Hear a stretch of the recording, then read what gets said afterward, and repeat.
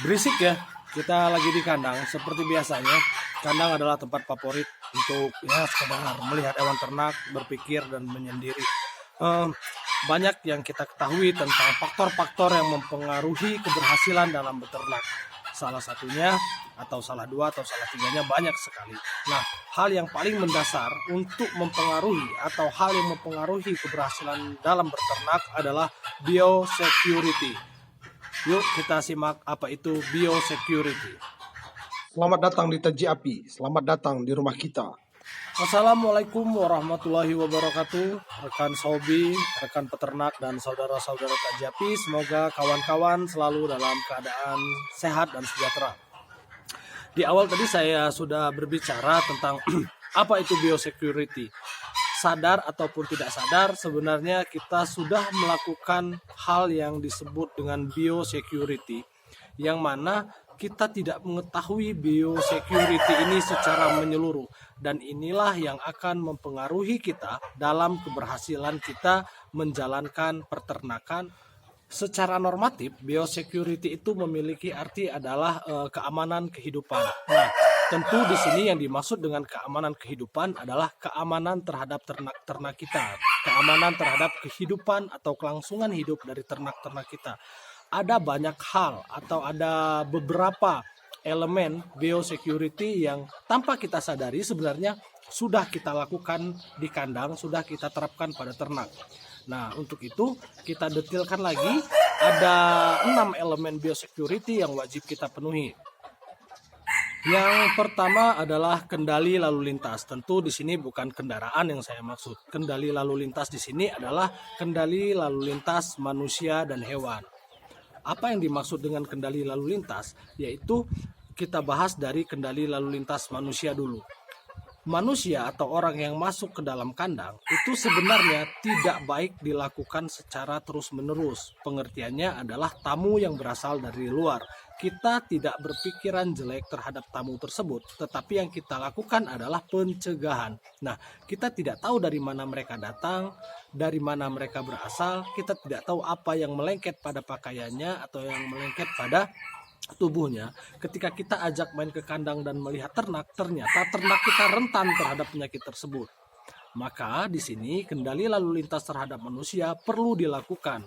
Bagaimana cara melakukannya? Cara melakukannya adalah sebagai peternak yang bijak, sebagai orang yang menghormati tamu, kita buatlah sebuah ruang tunggu. Ya, tidak seperti ruang tunggu di bandara, setidaknya pendopo atau apa tempat kita ngobrol, tetapi kita siapkan juga materi-materi ternak yang kita pamerkan, tidak kita ajak masuk ke dalam kandang inti. Jadi cukup sampai di sana saja, sehingga itu pun bisa mencegah karena mereka tidak kontak langsung dengan hewan atau dengan ternak-ternak kita yang berada di kandang. Selanjutnya adalah kendali lalu lintas hewan. Kendali lalu lintas hewan ini sebagai peternak kita tidak mungkin tidak membeli atau membawa materi baru dari luar. Tentu saja bisa dari pasar, bisa juga dari peternak lain. Tetapi sekali lagi kita tidak bisa menjamin bahwasannya materi ternak yang sudah kita bawa ini tidak apa-apa atau dalam keadaan sehat. Bisa saja ayamnya dalam keadaan sehat, tetapi kita tidak tahu apa yang ayam ini bawa. Nah, hal yang paling penting kita lakukan untuk mengendalikan lalu lintas hewan adalah dengan mengkarantina. Bisa 3 hari, bisa 1 minggu. Tentu di dalam proses karantina ini selain hewan barunya atau ternak barunya beradaptasi, kita juga memberikan multivitamin, memberikan obat, sehingga pada waktu tertentu kita nyatakan bahwasanya hewan baru ini aman, barulah kita masukkan ke dalam kandang untuk disatukan dengan ternak-ternak yang ada di kandang kita. Jadi lalu lintas hewan untuk yang materi ternak, demikian cara memperlakukannya. Ada satu lagi yang di luar kendali kita, yaitu hewan liar. Hewan liar ini biasanya adalah burung, tikus, atau ternak tetangga yang masuk ke dalam areal kandang kita. Nah, tentu di sini yang paling penting solusinya adalah perkuatan manajemen kandang. Bagaimana untuk hewan liar ini tidak bisa masuk langsung ke dalam kandang. Artinya bisa dilakukan dengan kandang dengan metode tertutup, pool tertutup, atau dengan metode pagar yang dimungkinkan untuk hewan-hewan ini tidak bisa masuk. Tentu untuk yang bersifat hama, kita juga pelan-pelan melakukan proses pemberantasan dari hama tersebut. Poin yang kedua adalah vaksinasi. Bang, kami nggak pernah pakai vaksin, ayamnya sehat-sehat saja. Tentu saja yang vaksinasi ini sifatnya kondisional saja, tergantung dengan ayam apa yang kita rawat atau jenis unggas apa yang kita rawat.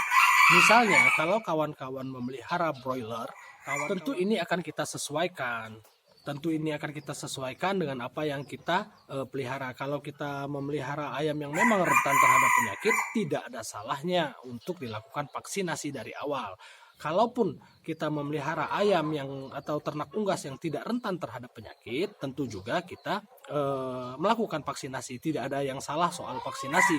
Tinggal bagaimana kita menjamin kesehatan dari ayam itu sendiri. Jadi untuk poin yang kedua, vaksinasi ini bersifat kondisional, tidak bersifat wajib. Kalaupun ada yang melaksanakannya bagus untuk ayamnya, bagus untuk ternaknya. Kalaupun tidak juga, ya kita wajib selalu menjaga kebersihan dan kesehatannya.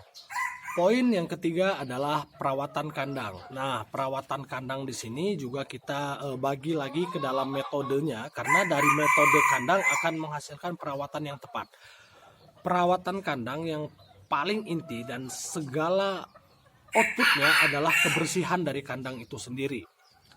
Pertama, bisa kita lakukan dengan penyemprotan kandang. Yang kedua, bisa kita lakukan dengan penyucian kandang. Yang ketiga, kita lakukan pengasapan kandang. Apa pentingnya kandang untuk kita perlakukan seperti itu? Perlu kawan-kawan sadari bahwasanya bibit penyakit ini sendiri mungkin melekat langsung kepada ayam, tetapi sudah pasti tertinggal di kandang. Artinya ketika kita mengendalikan kandang, mengendalikan kebersihannya, secara langsung kita juga sudah menjaga kesehatan dari ayam itu sendiri.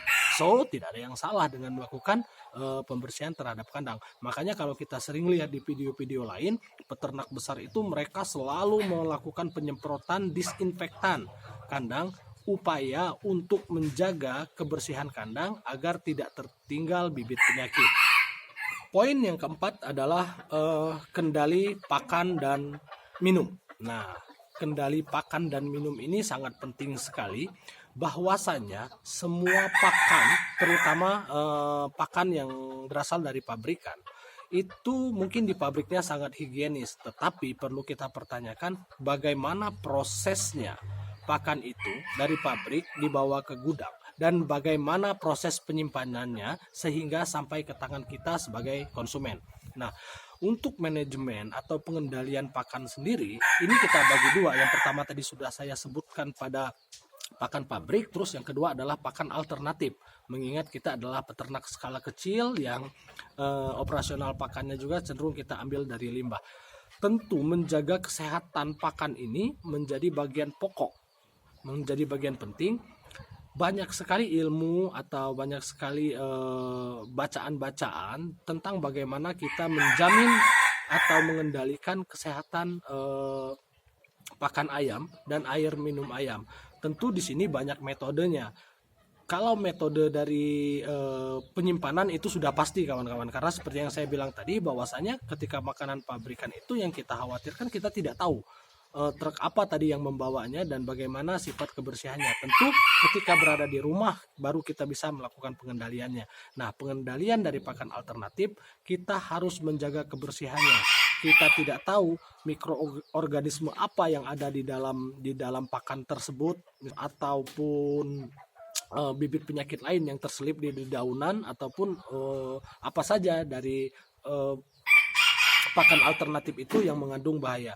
Solusinya untuk pakan alternatif saya sarankan untuk difermentasikan terlebih dahulu. Itu untuk manajemen pakannya, dan manajemen airnya tentu sudah banyak sekali kita lihat bahwasanya airnya harus bersih. Bahkan ada peternak yang menggunakan air yang dimasak terlebih dahulu, dicampurkan multivitamin atau dicampurkan obat-obatan untuk menjamin bahwasanya airnya benar-benar bersih. Nah, kunci dari kedua hal ini adalah kebersihan. tentu saja kebersihannya tidak hanya di pakannya saja, di tempat pakannya pun harus kita jaga kebersihannya agar makanan yang dimakan selalu bersih dan aman untuk ayam-ayamnya. Untuk poin yang kelima adalah kendali limbah. Nah, kendali limbah ini sedikit agak seru karena ada dua jenis limbah yang akan kita kendalikan. Yang pertama adalah kotoran dari ayam itu sendiri, dari ternak ayam kita. Yang kedua adalah limbah sisa makanan. Tentu limbah sisa makanan ini akan ada terbesit di hati kita, rugi kalau dibuang. Nah, kita akan coba menyiasatinya. Untuk limbah kotoran yang berasal dari ayam, tentu kita bisa ambil, kita bisa bersihkan, kita bisa sapu, dan bisa kita semprotkan disinfektan untuk menjaga kebersihan kandangnya. Dan kita akan pisahkan untuk penggunaan lain, misalnya pupuk kandang. Nah, yang kedua adalah limbah dari sisa makanan. Kita pastikan dulu limbah dari sisa makanan ini tidak tercemar. Pengertian tercemarnya ketika kita buat seperti yang ada di dalam kandang saya itu langsung kontak dengan ayamnya, kontak dengan kakinya, kontak dengan tanah. Nah, itu akan kita selalu jaminkan limbah atau sisa makanannya itu habis, tidak ada yang tersisa pada intinya. Jadi kita tinggal angkat dan kita cuci sehingga tidak ada menyisakan limbah dari sisa makanan dan menjamin tempat makannya selalu bersih.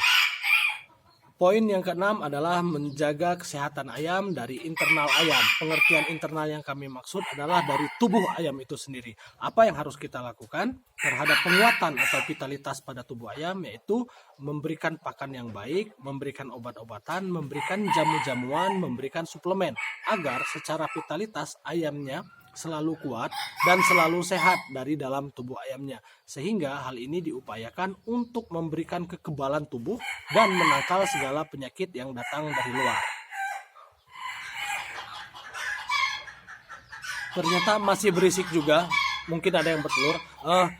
Itu saja obrolan kita pada pagi ini. Obrolan kita tentang pengendalian ternak, pengendalian hama, pengendalian kandangnya yang orang menyebutnya adalah biosecurity. Seperti biasa, tidak selalu menjadi bahan perdebatan. Ambil yang baiknya dan tinggalkan yang buruknya. Semoga ternak kita selalu sehat. Salam hangat membara dari kami TAJIAPI. Assalamualaikum warahmatullahi wabarakatuh.